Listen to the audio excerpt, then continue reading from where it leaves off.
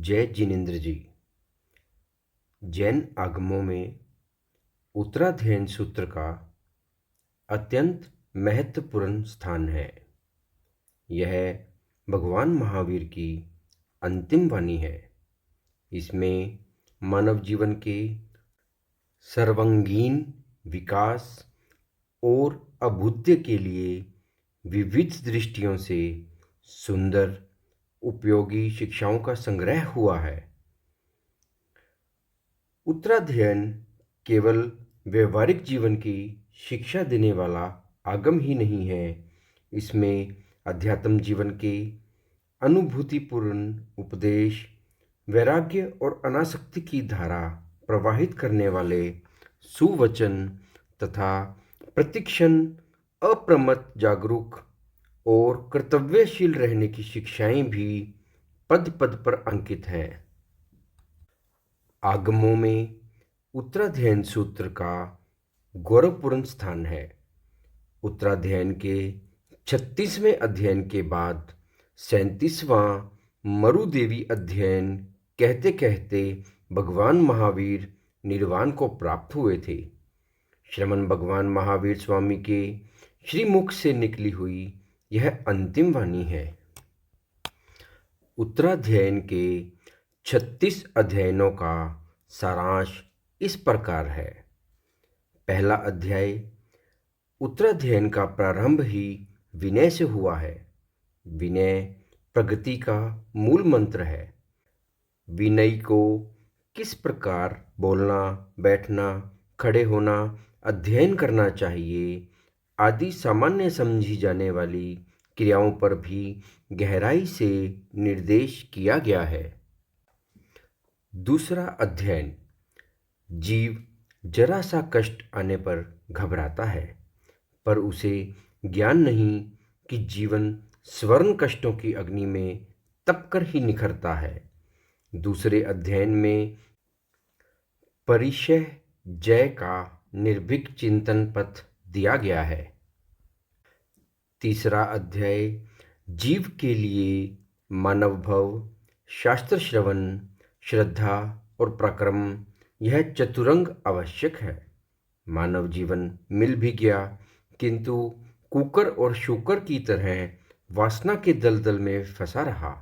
धर्म श्रवण नहीं किया, श्रद्धा और पराक्रम नहीं किया तो मोक्ष सफलता चरण नहीं चूम सकती। चौथा अध्याय, असंस्कृत, जीवन की अंतिम घड़ियों में धन जन परिजन नहीं वरन धर्म ही सच्चा शरण है। इसी की शरण में जाने से जीवन मंगल बनता है। पांचवा अध्याय, जो फूल खिलता है वह एक दिन अवश्य ही मुरझाता है।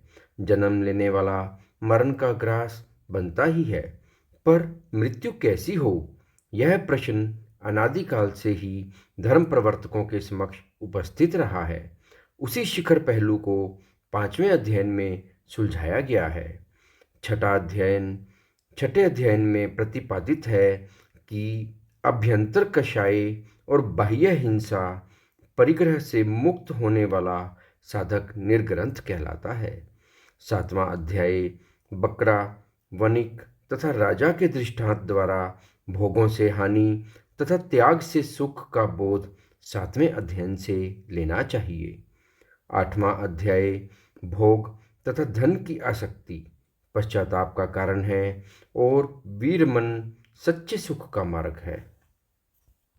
इसलिए आराधक को भोग व लोभ से मुक्त होकर त्याग व अलोभ की ओर कदम बढ़ाना चाहिए।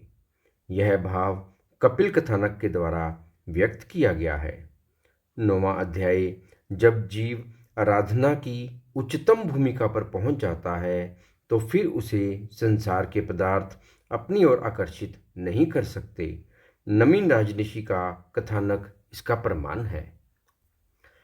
10वें अध्ययन में बताया है, मानव का जीवन क्षण भंगुर है। हवा का तीक्ष्ण झोंका वृक्ष के पीले पत्ते नीचे गिरा देता है, वही स्थिति मानव की भी है। 11वां अध्याय, जो स्वयं को और दूसरों को बंधनों से मुक्त करता है वही सच्चा ज्ञान है। बहुश्रुत अध्ययन में उसी ज्ञान का उपमाओं द्वारा गहराई से विश्लेषण किया गया है। 12वां अध्याय, जाति मात्र से कोई महान नहीं होता, महान होता है सद्गुणों के कारण। सद्गुणों को धारण करने से हरिकेश बल मुनि चांडाल कुल में उत्पन्न होने पर भी देवों के द्वारा अर्चनीय बन गई। 13वां अध्याय, जब साधुत्व का पालन होता है तब कर्म बंधन शिथिल होकर नष्ट हो जाते हैं, किंतु इसी के प्रताप से मिले हुए सुखों में यदि वृद्धि हुई तो पुनः आत्मा नीचे गिर जाता है। ब्रह्मदत्त चक्रवर्ती को चित्त मुनि ने समझाने का प्रयास किया, पर नासमझी से 7वीं नरक का अधिकारी बना। 14वां अध्याय, अतीत जीवन के सुदृढ़ संस्कार वर्तमान के सघन आवरण को एक क्षण में नष्ट कर देते हैं, और आवरण नष्ट होते ही भृगु पुरोहित की तरह जीव साधुत्व के पावन पथ को स्वीकार कर लेते हैं। 15वां अध्याय, भिक्षु कौन बनता है और भिक्षु बनकर क्या करना चाहिए, इसका वर्णन सभिक्षु अध्ययन में प्रतिपादित किया गया है। 16वां अध्याय, सभी प्रकार के तपों में ब्रह्मचर्य को उत्तम तप कहा गया है। ब्रह्मचर्य देवों द्वारा वंदनीय है। उसकी रक्षा के 10 समाधि स्थान कहे हैं जो इस अध्ययन में वर्णित हुए हैं। 17वां अध्याय, जो जीव भिक्षु बनकर भी समाचारी से जी चुराता है वह पाप श्रमण है। पाप श्रमण का स्वरूप इस अध्ययन में दर्शित किया गया है। 18वां अध्याय, यदि तुम स्वयं अभय चाहते हो तो दूसरों को भी अभय दो। यह बोध संजनीय अध्ययन में परिस्फुट हुआ है। 19वां अध्याय, ज्यों ज्यों सुख सुविधाएं उपलब्ध होती हैं त्यों त्यों जीव प्रातंत्रता में आबद्ध होता जाता है। मृगापुत्र के अध्ययन में यह रहस्य प्रकाशित हुआ है। 20वां अध्याय, ऐश्वर्य के अंबार लगने से और विराट परिवार होने से कोई नाथ नहीं होता। नाथ वही है जो सुख दुख से परे संयम में स्थित प्रज्ञ है।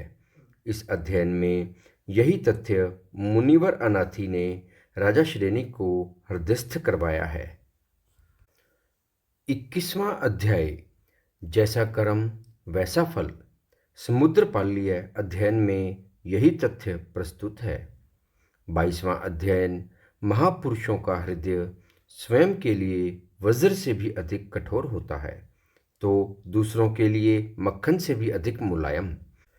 पशुओं की करुण चीत्कार ने अरिष्टनेमि को भोग से त्याग की ओर मोड़ दिया तो राजीमती की मधुर और विवेकपूर्ण वाणी ने रथनेमि के जीवन को पतित होने से बचा लिया। 23वां अध्ययन, भगवान श्री पार्श्वनाथ और भगवान श्री महावीर की परंपरा का भेद अभेदात्मक अध्ययन केशी गौतम अध्ययन में प्रतिपादित किया गया है। 24वां अध्ययन, माता का जीवन में अनूठा स्थान है। वह पुत्र को सन्मार्गगामी बनाती है। जैन धर्म में स्मृति और गुप्ति को प्रवचन माता कहा है। सम्यक प्रवृत्ति स्मृति है और अशुभ से निवृत्ति गुप्ति है। 25वां अध्ययन, भारतीय इतिहास में यज्ञ और पूजा का अत्यधिक महत्व रहा है।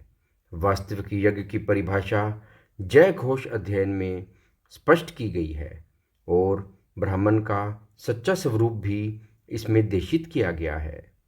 26वां अध्ययन, सम्यक आचार ही समाचारी है। यह समाचारी अध्ययन में प्रतिपादित किया गया है। 27वां अध्ययन, संघ व्यवस्था के लिए अनुशासन आवश्यक है। उसके अभाव में आत्मकल्याण संभव नहीं है। यह खलुंक्य नामक 27वें अध्ययन में बताया गया है। 28वां अध्ययन, ज्ञान, दर्शन, चरित्र और तप ये मोक्ष मार्ग के अंग हैं और इनकी परिपूर्णता से ही कैवल्य और मोक्ष है।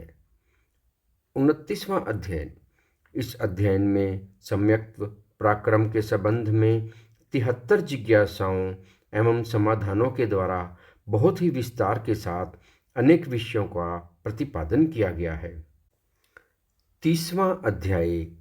तप एक दिव्य और भव्य रसायन है जो साधक को बंध दशा से हटाकर निर्जरा दशा में स्थिर करता है। 31वां अध्याय। विवेक युक्त प्रवृत्ति चरना विधि है, उससे संयम परिपुष्ट होता है।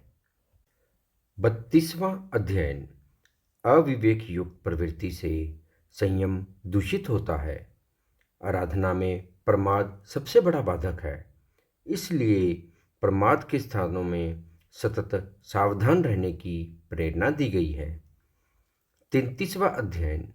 असंयम से कर्म बंध होता है और संयम से कर्म मुक्ति। कर्म की मूल प्रकृतियों का कर्म प्रकृति अध्ययन में वर्णन है। कषाय युक्त अशुभ योग कर्म बंधन का कारण है। 34वां अध्ययन। शुभाशुभ योग का मूल आधार शुभ एवं अशुभ लेशियाएं हैं। वितरागता के लिए अभ्यंतर में उतरना श्रेणी आरोहण आवश्यक है। 35वां अध्याय। अनगार के लिए केवल बाह्य संग का त्याग ही पर्याप्त नहीं है, भीतर से भी असंग होना आवश्यक है। जब तक देह आदि के प्रति राग आदि संबंध है, तब तक साधक भीतर से असंग नहीं बन सकता। अंततः जीवन काल में देह आदि के प्रति स्नेह आसक्ति कम करने का अभ्यास करें। यही अनगार मार्ग की गति है। 36वां अध्याय। जीव और अजीव का भेद विज्ञान किए बिना विशुद्ध संयम का पालन नहीं होता। विशुद्ध संयम के बिना समाधि मरण नहीं होता और न ही केवल ज्ञान का दिव्य आलोक जगमगा सकता है। अंतिम अध्ययन में जीव अजीव का बहुत ही सुंदर सूक्ष्म विवेचन किया गया है। उत्तराध्ययन सूत्र का अनुचिंतन एवं 36 अध्ययनों का सारांश उपाध्याय श्रमण श्री फूलचंद्र जी महाराज द्वारा प्रतिपादित किया गया। भगवान महावीर की यह वाणी प्राकृत भाषा से आचार्य सम्राट श्री आत्माराम जी महाराज ने हिंदी में अनुवाद किया। उस अनुवाद का पहला अध्ययन विनय श्रुत आपको अगले भाग में प्रस्तुत किया जाएगा। धन्यवाद।